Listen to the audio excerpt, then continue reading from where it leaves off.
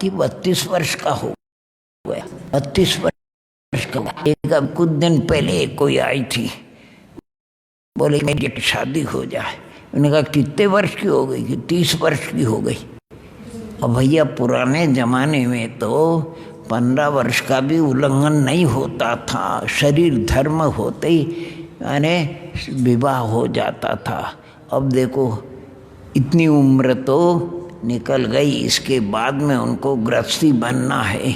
क्या होता है माने विषम काल बदल गया, यानी उसका नियम होना चाहिए। वैसे सरकार ने 18-21 का कोई नियम बना रखा, 18 वर्ष की लड़की होना चाहिए, 21 वर्ष का लड़का होना चाहिए। अगर कम उम्र वाले हैं तो उनको बालिग क्या बोलते हैं? नाबालिग बोलते हैं। बाल हम छोटी उम्र वाले। ऐसा ये सब उल्टा सीधा है। सबसे बढ़िया, अगर सबसे बढ़िया कोई अवस्था आत्मा की है, और आशाधर जी ने सागर धर्मामृत का वर्णन करते हुए एक श्लोक लिखा उन्होंने, और ये लिखा, क्या लिखते हैं आशाधर जी कि देखो मैं सदग्रस्त हूँ, विद्वान थे, उच्च कोटि के थे, लेकिन ग्रस्त अवस्था में मैं मोह को जीतने में असमर्थ हूँ। मैं मोह को जीतने में असमर्थ हूँ। तो पूछा गया आप मोह को जीतने में असमर्थ क्यों हो? मैं इसलिए हूँ कि यहाँ मैं अकेला हूँ और मोह की मदद करने वाले सब है। मोह की मदद करने वाले सब है, इसलिए मैं अकेला और वो बहुत से कैसे। और जब मैं निर्गंत हो जाऊंगा, जंगल में जाऊंगा, तब मैं भी अकेला और वो भी अकेला। कौन? हाँ, फिर उसकी मदद करने वाले वहाँ पर, और फिर देखूंगा उसको कि वो मेरे से यानी हारता है कि जीतता है मोह को। इसलिए तो जितने भी तीर्थंकर वगैरह थे वन में गए, महल में नहीं। कहाँ गए? हाँ, राजमहल में नहीं, वन में जाकर के दीक्षा ली उन्होंने। यानी मोह का परिकर होता नहीं, मोह का परिकर। और एक कल कोई एक श्राविका, अच्छी बात है, वो 12 वर्ष का उसका बेटा असाध्य रोग से ग्रसित हो गया और उसका समाधि का पूरा। तो समाधि के लिए वो साधक संतों के पास ले गई। तो उन्होंने कहा भैया देखो तुम माँ का जीव हो, 12 वर्ष का बेटा है, मोह के कारण से कदाचित इसकी समाधि बिगड़ सकती है, इसलिए आपको तो ये स्थान छोड़ना पड़ेगा, आपको यहाँ पर एंट्री। तो उस माँ ने कहा मैं खुद इसकी समाधि कराऊंगा और निर्मोही होकर के समाधि करूंगा, क्योंकि ये भव्य जीव है, असाध्य रोग से ग्रसित है, मुझे जरा भी ममत नहीं। मैं दिल को पत्थर बना करके इसको आने, जो भी अन्य लोग आए सबको, जो भूई जीवों को अलग किया, और उसने उसकी सम्यक समाधि, बेटे की समाधि अच्छी तरह कराई। 12-13 दिन लगे होंगे उसमें, बिल्कुल निर्मोही होकर के पत्थर का। और वो ऐसा कहती, देखो बेटा तेरे को तो भगवान के घर जाना है, भगवान का बुलावा आ गया है, इसलिए तुझे यानी शरीर से ममत्व नहीं रखना है, तुम्हें तो इस खोली को छोड़ना है, ये तो जीर्ण, ये तो माने खराब है, सड़ी गली है, कुछ काम की नहीं, इसलिए अपने को तो इसमें कोई ममत्व। और सचमुच में उसकी समाधि अच्छी हुई होगी। तो कुछ ऐसे भी भव्यात्मा होते हैं जो पत्थर को दिल बना देते हैं और दिल को पत्थर बना करके और समाधि कराते हैं। समाधि के समय अक्षर करके लोग माने ये वर्णी जीवन गाथा पढ़ो तो माता जी को देखो, ऐसे भव्यात्मा होते हैं। शिखर जी की यात्रा में पार्श्वनाथ की टोंक की वंदना करी और फिर अपने गणेश प्रसाद जिसका उन्होंने पालन किया, उसको कहा बेटा अब मेरी आयु 3 महीने की है। कितनी है?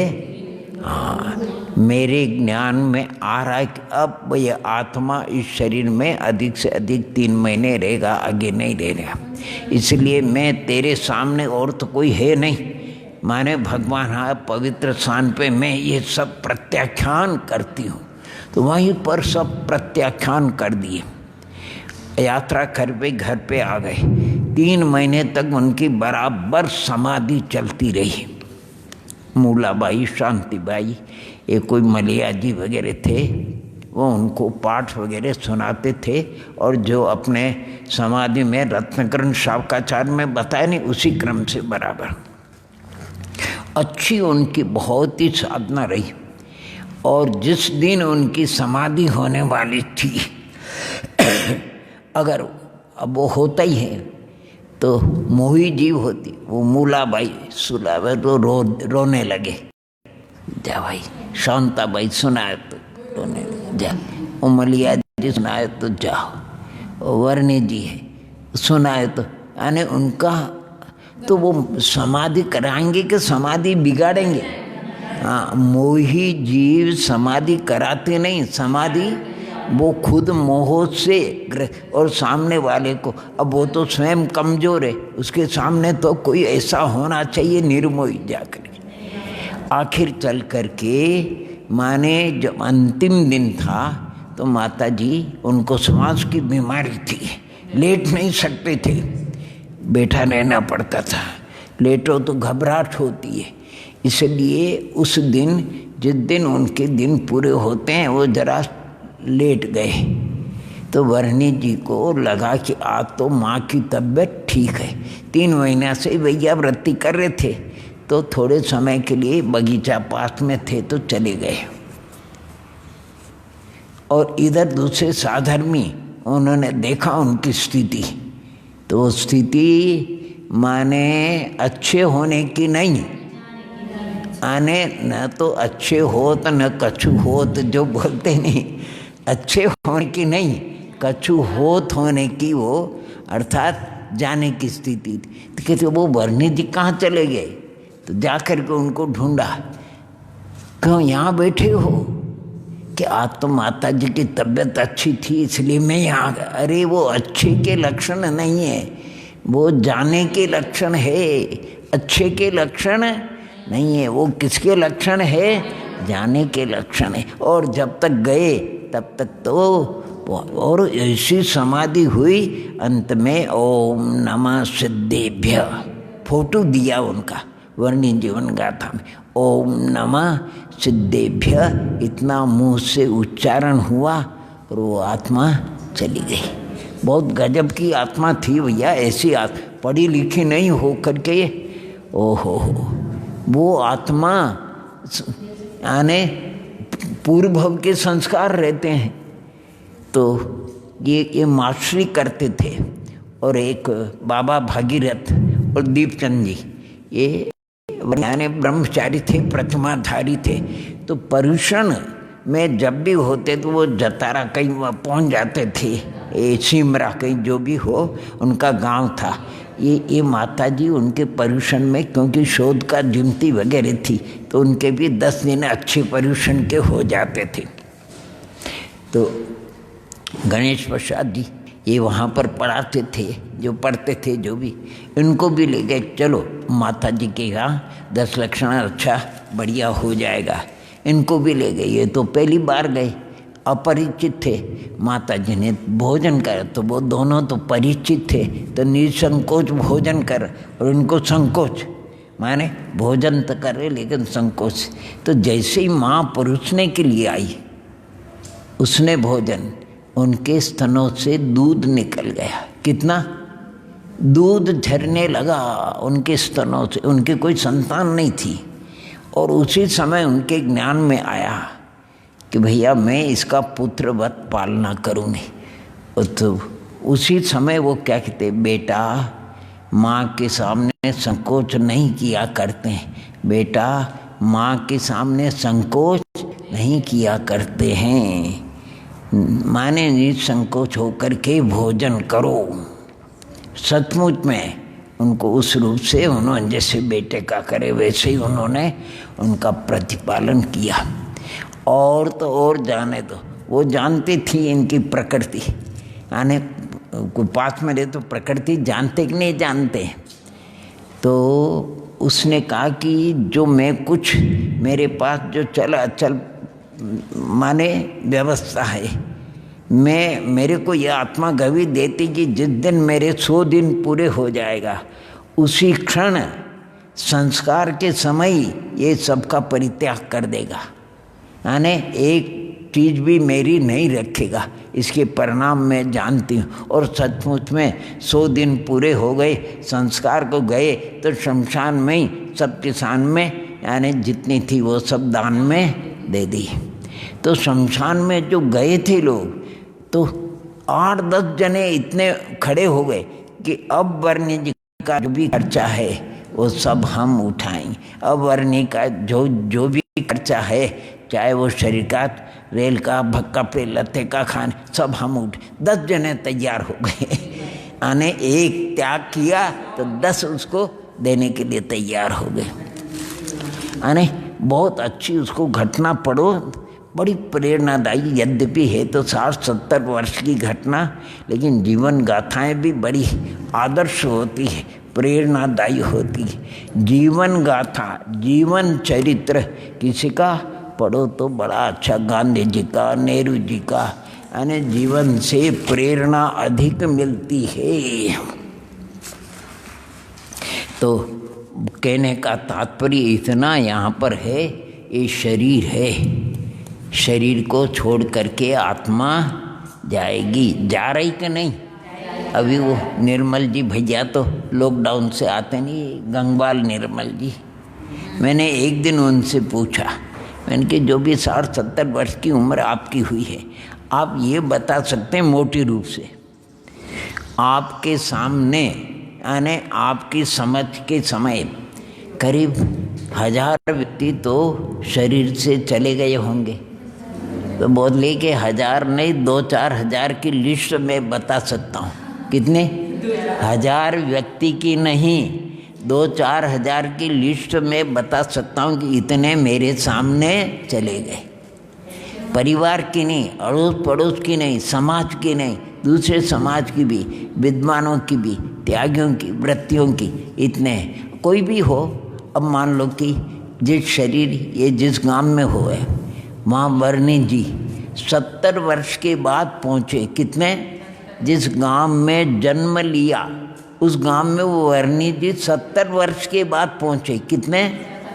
और वहाँ देखे तो उनका जो लंगोटिया साथी थी, एक भी नहीं, सब दूसरे ही दूसरे, सब दूसरे। जो लंगोटिया साथी थे वो ओम नमः चले गए, और जितने थे वो सब दूसरे थे।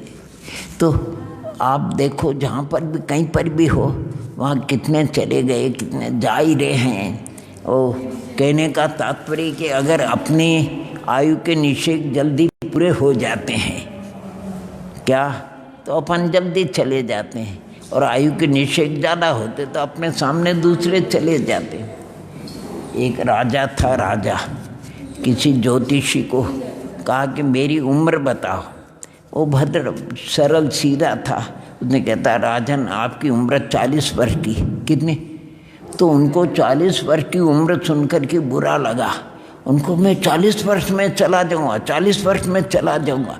तो उसको तुम ज्योतिष का अच्छा जानकार नहीं, चल जा। उसको माने तिरस्कार करके किसी दूसरे ज्योतिषी को बुलाए।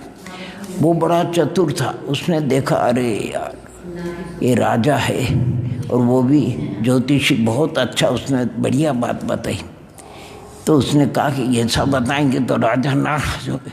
तो खूब देख तो राजन मैं क्या बताऊं, क्या बताऊं। अरे आपका इतना इतना अच्छा जीवन है, श्रेष्ठ जीवन है, इतना बड़ा जीवन है, इतना बड़ा जीवन है, आदर्श जीवन है कि आप किसी को भी अपने सामने जाते हुए नहीं देखोगे, किसी को भी अपने सामने जाते हुए नहीं देखो। इसका मतलब क्या हुआ? पहले चले जाओ, हाँ, पहले वही की वही बात है, लेकिन घुमा फिरा करके दूसरे रूप में कही तो राजा खुश हो गया और इनाम दे दिया। और इनाम देने की बात पे कहने का कि आपके सामने सब चले जाएंगे। आने ये आनंद भवन वाले जिनके पास हम झिमते थे, उनकी उम्र थी 95 वर्ष की, और उन्होंने जिनका पालन किया, जितने बेटा बेटी के, अने 6 बेटियाँ और 3 बेटे नहीं आए समझ, वो उनके सामने और उनका बहुत सा चला गया। तो वो पुराने लोग थे, तो किसी की मृत्यु हो जाए तो साल भर तक समाज में नहीं, मंदिर जाना, आश्रम में आना, लेकिन समाज के काम में नहीं जाना। तो 1 साल में फिर कोई और चला जाए, फिर वो हो गया तो फिर कोई और चला जाए, फिर कोई और चला जाए, और करते थे स्वाध्याय वगैरह। मैंने एक दिन उनसे कहा, माँ साहब एक अपन गणित लगाते, आपकी उम्र में आपके सामने इतने इतने चले गए, ठीक है नहीं, व्यय हो गए, आवक कितनी हुई वो देखो। जब आवक देखी और व्यय देखा तो डबल। नहीं आए समझे, यानी बेटे के बेटे पोते वगैरह उनकी गिनती लगाओ नहीं आप, तो वो है 40 और गए 20, तो आवक ज़्यादा हुई और खर्चा कम हुआ। आने वाले ज़्यादा और जाने वाले कम। तो लोग आने वाले को नहीं देखता, जाने वाले को देखता है। किसको देखता है? और एक देखो पुण्य पाप का खेल बताते हैं आपको, पुण्य पाप का। ये सब आप परिवार के लोग हो, अगर आपके घर में 1.5 वर्ष का कोई बालक बच्ची वगैरह हो और 80 वर्ष का कोई उम्र का हो, अगर दोनों में वो बालक चला जाए तो ज़्यादा दुख होगा कि वो बुढ़ा चला जाए। है? पक्की बात है, ये हमने आँखों से देखा। अहमदाबाद में माँ की उम्र 80 वर्ष की होगी, वो जाने लायक थी, और हमारे कहते हैं, क्या कहते हैं, पोता, उनका पोता वो 1.5 वर्ष का होगा, वो बीमार हो गए, तो सब घर के लोग तड़प गए, यानी तकलीफ, चिंतित हो गए। और जो 80 वर्ष की माँ जा रही उसका कोई चिंता ही नहीं, उसका कोई मतलब ही नहीं, उसकी चिंता, लेकिन उसकी चिंता नहीं। ये व्यवहार है। इसलिए कहते हैं कि जब बूढ़े हो जाते नहीं तो वैसे ही काम के नहीं लेते, फटा वस्त्र फेंको भैया, यानी नया वस्त्र और फटा, ये पुराना हो जाता नहीं वस्त्र, इसमें कोई बात नहीं आत्मा है। लेकिन एक बात है, ऐसा पुरुषार्थ करो कि जल्दी से जल्दी सिद्धत्व को प्राप्त हो जाओ, बस। और कोई सारे ये आवागमन है, एक सिद्ध अवस्था ही ऐसी है जो स्थायी है, जहाँ किसी प्रकार का आदि नहीं, व्याधि नहीं, उपाधि नहीं। अभी अपन इसको आगे पढ़ेंगे। पुद्गल का चल रहा है, 2 अधिक गुण होने पर बंद होता है, उसको अपन ओम नमः, ओम नमः, ओम नमः।